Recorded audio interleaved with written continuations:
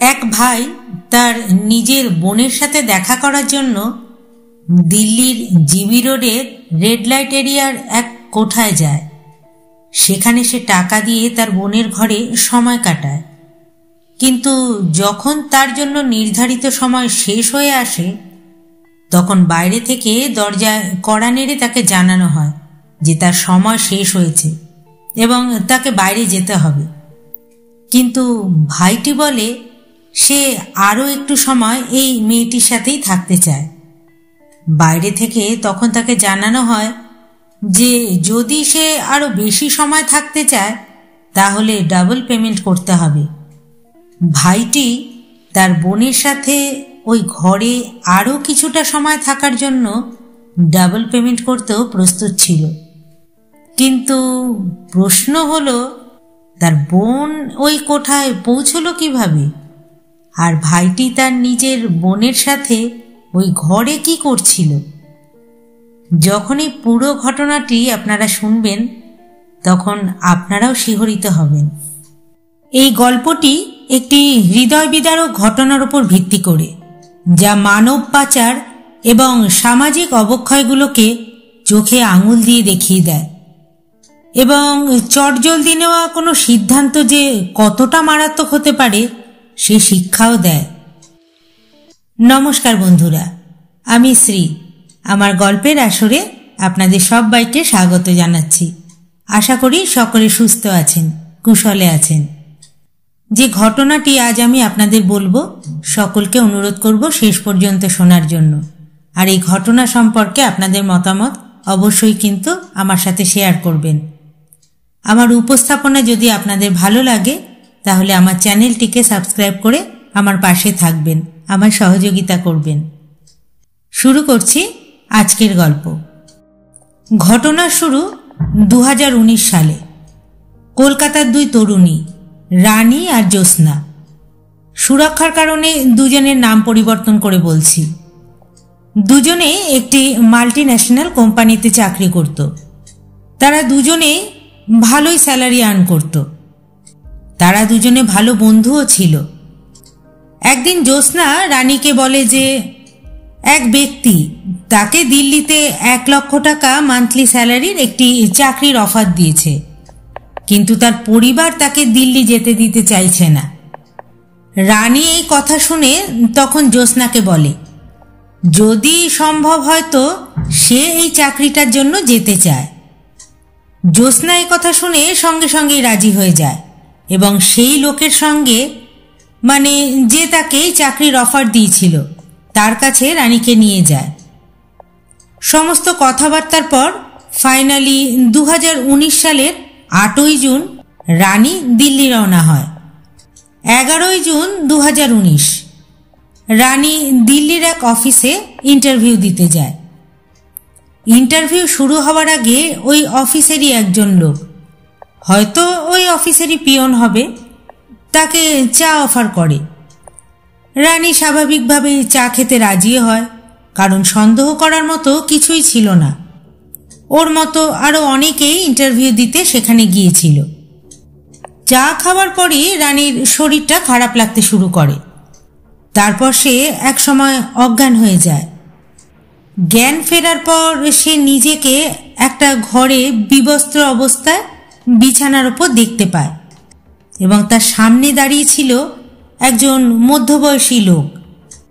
এরপর তাকে একের বেশি শারীরিক নির্যাতনের শিকার হতে হয়, কিন্তু ইচ্ছে থাকলেও সে প্রতিরোধ করতে পারছিল না বা নিজেকে রক্ষা করতেও পারছিল না।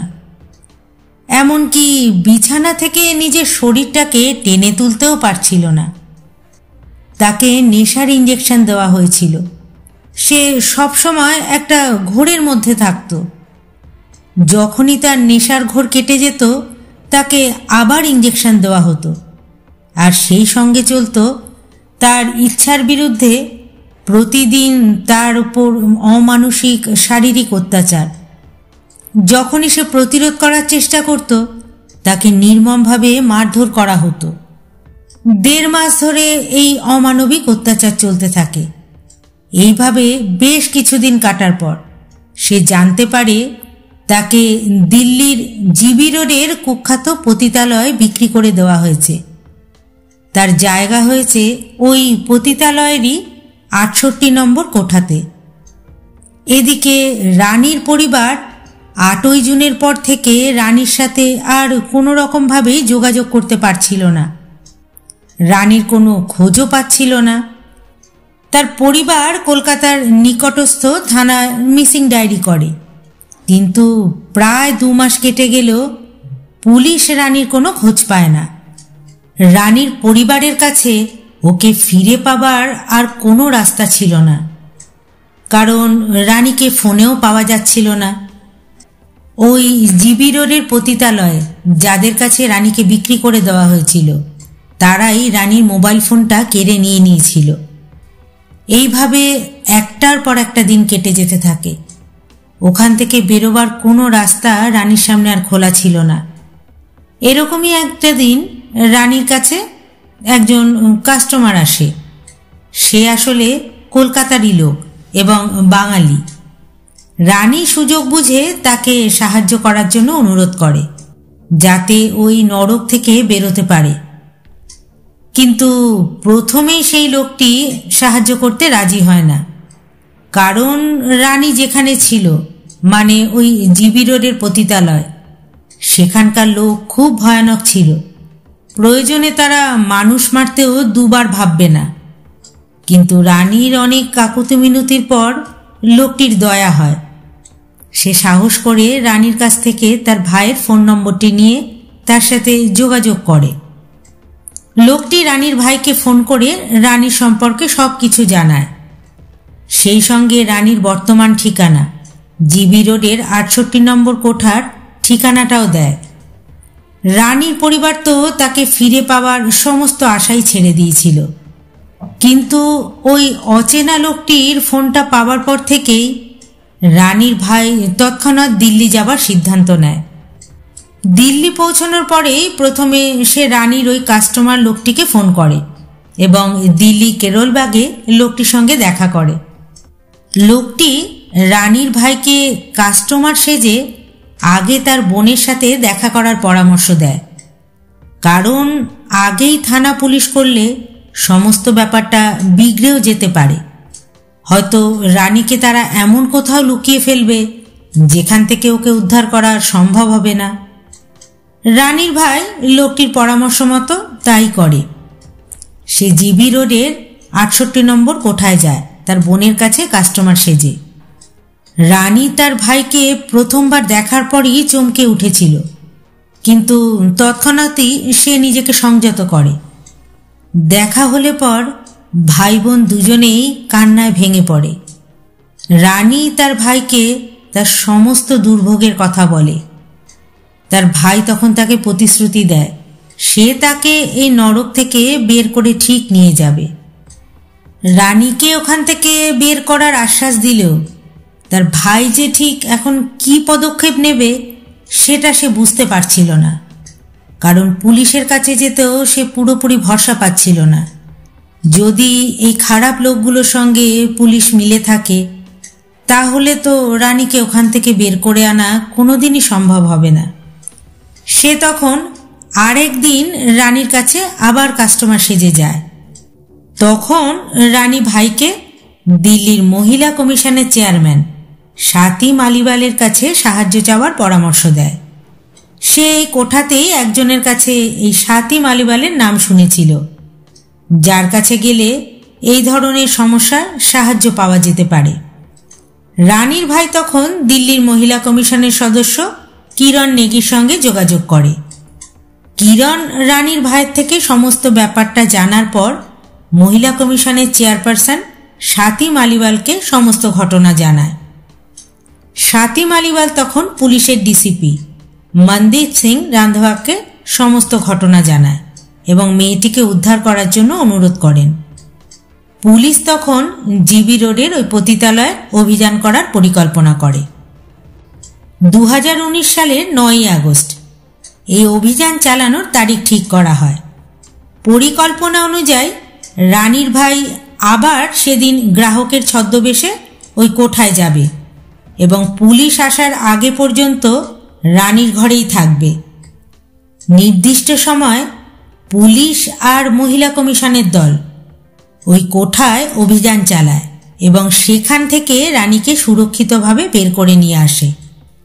এই অভিযান চালানোর সময় কোঠার মালিক এবং মহিলা ম্যানেজার দুজনেই পুলিশের সাথে ঝামেলা করার চেষ্টা করে। পুলিশ তৎক্ষণাৎ তাদের গ্রেপ্তার করে। এরপর পুলিশ রানীকে কমলা মার্কেট থানায় নিয়ে আসে এবং স্বতঃস্ফূর্তভাবে পুলিশ ধর্ষণ ও পাচারের একটি মামলা দায়ের করে এবং এই ঘটনায় জড়িত সবাইকে গ্রেপ্তার করে। রানীর ভাই এরপর রানীকে নিয়ে কলকাতায় ফিরে আসে।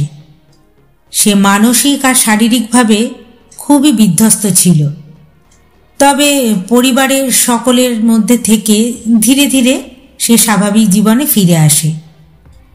রানী আর তার ভাইয়ের এই গল্প থেকে আমরা সমাজের ত্রুটি, সমাজের অন্ধকার দিক এবং মানব পাচারের মতো এরকম জঘন্য অপরাধ এই সম্পর্কে খুব পরিষ্কার একটা ধারণা পাই। তাদের এই সংগ্রাম আমাদেরকে দেখিয়েছে যে সাহস আর দৃঢ়তার মাধ্যমে অসম্ভব পরিস্থিতিতেও সমাধান পাওয়া সম্ভব। এই ঘটনা থেকে আমাদের একটা শিক্ষা অবশ্যই নেওয়া উচিত যে যে কোনো সিদ্ধান্তই খুব বুঝে শুনে বিচক্ষণতার সাথেই নিতে হয়। সিদ্ধান্ত নেওয়ার আগে ভালো করে খোঁজ খবর নিয়ে তবেই কোনো সিদ্ধান্ত নেওয়া উচিত।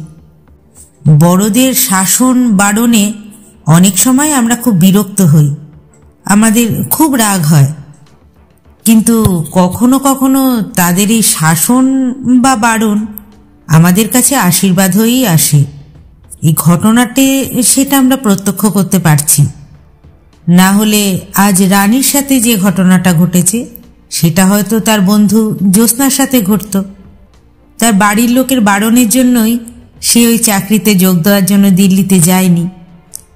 সেজন্যই আমাদের আর একটু সচেতন হওয়া প্রয়োজন। আজ এখানেই শেষ করছি। আপনাদের সাথে কথা হবে পরের ভিডিওতে। ধন্যবাদ।